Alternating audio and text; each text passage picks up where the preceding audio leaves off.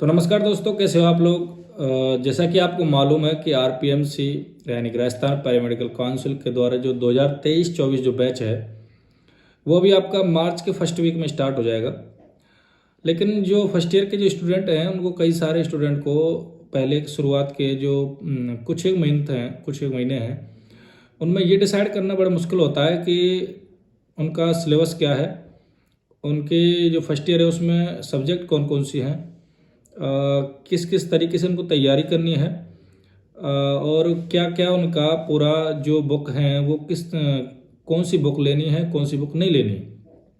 हालांकि प्रत्येक सब्जेक्ट की जो बुक हैं वो आपके कॉलेज की लाइब्रेरी में या किसी अन्य बुक स्टोर से आपको मिल जाती हैं, लेकिन फिर भी ये डिसाइड करना बड़ा मुश्किल होता है कि कौन सी बुक्स ली जाए, कौन सी बुक आपके पढ़ने के लिए सूटेबल रहेगी। जैसे कि बात की जाए एनाटॉमी की, तो एनाटॉमी की बी.डी. चौरसिया भी आती है, रोशन विल्सन भी आती है, और एक बुक आती है एन मुर्गिस। फर्स्ट ईयर में अगर आप हैं और शुरुआत में अगर आप 12th पास करके आए हैं, अगर आपको एनाटॉमी के बारे में संक्षेप से अच्छे से मालूम नहीं है, तो मैं आपसे कहूँगा कि आपको बी.डी. चौरसिया या रोशन विल्सन पर इतना ध्यान नहीं देना है। कुछ एक मंथ गुजर जाने के बाद, यानी कि 7-8 महीने के बाद, जब आपको एनाटॉमी समझ में ना आ जाए तब आपको बी.डी. चौरसिया या रोशन विल्सन पर ध्यान देना चाहिए। शुरू के महीने आपको एन मुर्गिस एक शॉर्ट एंड स्वीट बुक आती है एनाटॉमी की।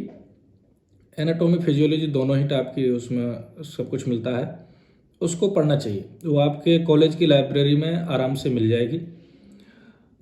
ऐसे ही सेकेंड ईयर में कौन कौन सी सब्जेक्ट हैं, क्या बुक्स पढ़नी चाहिए। अगर डिग्री की हम बात करें तो थर्ड ईयर में क्या सब्जेक्ट हैं, क्या बुक्स हैं। ये जो समस्याएं हैं ये फर्स्ट ईयर के स्टूडेंट को हमेशा हर कॉलेज में सभी को आती हैं। तो हम उसी बात पे आज बात करने वाले हैं। जैसा कि आरपीएमसी आपको मालूम है कि जो अपने डिप्लोमा कोर्स कराती है, 12 तरीके के डिप्लोमा कोर्स कराती है, और ऐसे ही डिग्री की बात करें तो करीबन 17-18 जो कोर्स हैं वो डिग्री कोर्स कराती है। अब हम बात कर लेते हैं कि जो डिप्लोमा आरपीएमसी कराती है 12 तरीके के कोर्स वो कौन कौन से हैं। पहले अगर हम कोर्स की बात करें तो जिसकी ज़्यादा डिमांड होती है इस टाइम पर, जिस डिप्लोमा कोर्स के स्टूडेंट अभ्यर्थी इस वक्त पर सबसे ज़्यादा हैं और जिनकी अभी फ़िलहाल में वैकेंसी भी चल रही है, वो है आपका डीएमएलटी यानी कि diploma of medical lab technician, laboratory technology. दूसरी हम बात करें कोर्स की तो ये है आपका डीआरटी यानी कि डिप्लोमा ऑफ रेडियो टेक्नोलॉजी। तीसरा आपका कोर्स है डीबीबीटी यानी कि diploma of blood bank technology. अन्य आपका है diploma cath lab technology, ECG technology, EEG technology, emergency and trauma care technology, endoscopy technology, diploma in operation theatre technology, और diploma in ophthalmic technology, और diploma in orthopaedic technology. इस तरीके से आपके RPMC द्वारा कराए जाने 12 तरीके के डिप्लोमा कोर्सेज हैं।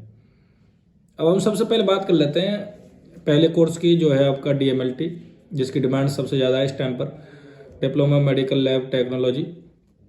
तो अगर हम बात करें फर्स्ट ईयर की, फर्स्ट ईयर में आपकी कौन कौन सी सब्जेक्ट हैं, प्रैक्टिकल का क्या रूल है, और कितने नंबर आपके पूरा टोटल एग्ज़ाम क्या होता है। तो डीएमएलटी के फर्स्ट ईयर में आपकी 5 सब्जेक्ट हैं। आरयूएचएस जिस टाइम पे कराती थी उस टाइम पे 3 सब्जेक्ट हुआ करती थी, लेकिन आरपीएमसी की जब से हाथ में 2018 के बाद आया है उसमें 5 सब्जेक्ट हो गई हैं। पहली सब्जेक्ट है आपकी कम्युनिकेशन स्किल, 100 नंबर का होता है एग्जाम। दूसरी है आपकी कंप्यूटर, उसका भी 100 नंबर का है। तीसरी सब्जेक्ट आपकी है एनाटॉमी एंड फिजियोलॉजी। चौथी आपकी हो जाएगी क्लिनिकल पैथोलॉजी, और आपकी जो 5वीं सब्जेक्ट है वो आपकी हो जाएगी हेमेटोलॉजी यानी कि एंड ब्लड बैंकिंग। ये 5 सब्जेक्ट हैं। 100 नंबर का एग्जाम होता है। 500 नंबर तो ये आपके थ्योरी को हो गए। 400 प्लस 200 यानी कि 600 नंबर का आपका प्रैक्टिकल होता है। 400 नंबर आपके प्रैक्टिकल के जाते हैं और 200 नंबर उसमें वाइवा के। इसी तरीके से आपके 50 प्लस 50 इंस्ट्रूमेंट के जाते हैं, और प्लस में 25 प्लस 25 आपके वाइवा के, यानी कि आपका 150 नंबर के इंस्ट्रूमेंट का प्रैक्टिकल भी होता है, और 100 नंबर आपके जाते हैं हॉस्पिटल ट्रेनिंग के। इस तरीके से टोटल आपका 1350 नंबर का फर्स्ट ईयर का पूरा बायोडाटा है। MLT में अगर बात करें तो सबसे ज़्यादा अगर आप प्रैक्टिकल में जितना नंबर आप लेके आएंगे वही आपके परसेंट बढ़ाने में, आपके परसेंटेज हाई करने में वैल्यूबल रहेगा। ये होगी बात आपके प्रैक्टिकल और एग्ज़ाम। टोटल 1350 नंबर का हो गया, और पूरा किस तरीके से कितनी थ्योरी में कितने प्रैक्टिकल में आपको ये मालूम है। थ्योरी में जैसे कि 100 नंबर की अगर थ्योरी का आपका एग्ज़ाम है तो उसमें 45% लाना, आप 45 नंबर आपको लाना अनिवार्य है। 45 नंबर आपकी पासिंग मार्क है। लेकिन अगर किसी एक सब्जेक्ट में आपके 40 नंबर आ जाते हैं तो 5 नंबर की आप ग्रेस के साथ भी पास हो सकते हैं। ये ग्रेस आपकी फाइनल ईयर मतलब कि मेन एग्जाम में अलाउ है, यानी कि अगर रिवोल्यूशन का फॉर्म भी आप भरते हैं तो उसमें भी ग्रेस लगना अलाउ है। लेकिन रिमाइंडर के एग्जाम में आपकी ग्रेस नहीं लगेगी, उसमें आपको 45 नंबर ही लाने पड़ेंगे, ये तय है। ये बात हो गई आपके फर्स्ट ईयर की। अब हम बात करते हैं सेकंड ईयर की। अगर सेकंड ईयर की हम बात करते हैं तो सेकंड ईयर में भी आपकी 5 सब्जेक्ट हैं। पहली सब्जेक्ट कौन सी आपकी? एंटरप्रेन्योरशिप एंड प्रोफेशनल, और दूसरी आपकी एनवायरनमेंट की। थर्ड आपकी सब्जेक्ट हो जाती है आपकी बायोकेमिस्ट्री। फोर्थ आपकी पैथोलॉजी, और फिफ्थ आपकी हो जाती है आपकी माइक्रोबायोलॉजी, जिसमें आपके इम्यूनोलॉजी भी आ जाती है। ये तो बात हो गई आपके सेकेंड ईयर के थ्योरी के एग्जाम की। 5 सब्जेक्ट आपके 100 नंबर के होंगे। उसी तरीके से फर्स्ट ईयर की तरह ही आपको 100 में से 45 नंबर लाने होंगे। मेन एग्जाम में अगर आपको 40 नंबर आते हैं तो 5 नंबर ग्रेस लग जाएगी। सेकेंड आपके रिमाइंडर में किसी तरीके की कोई ग्रेस नहीं लगेगी।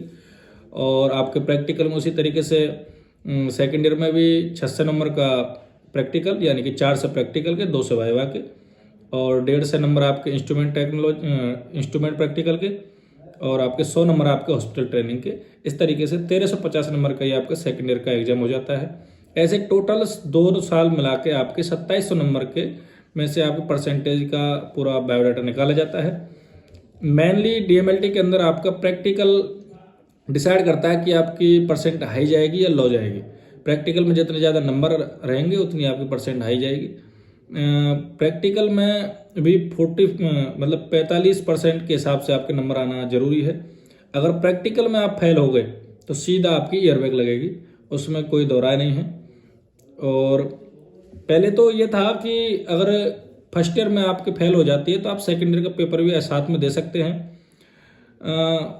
दोनों आप कवर कर सकते हैं, फर्स्ट ईयर और सेकेंड ईयर एक साथ में।